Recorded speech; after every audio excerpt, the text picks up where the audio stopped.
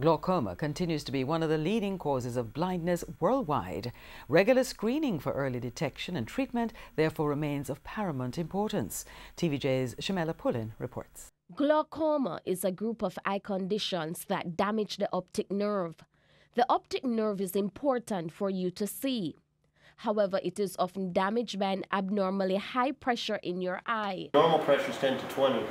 Most people with glaucoma will have pressures above 20, probably 95% of the population.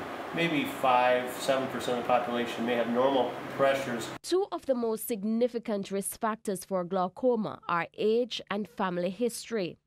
Persons aged 60 and over develop glaucoma much more frequently than younger individuals.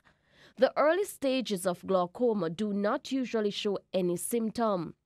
Typically, it is not until the late stages of the disease, after significant damage has already been done, that it is detected. Dr. Brown says the damage caused by glaucoma can't be reversed. But treatment and regular checkups can help to slow or prevent vision loss, especially if you catch the disease in its early stage. There's a part of the eye that makes fluid and there's a part of the eye that drains fluid. So where the iris and the cornea come together, that's our drainage system. And so I need to use that lens to look into that drainage system.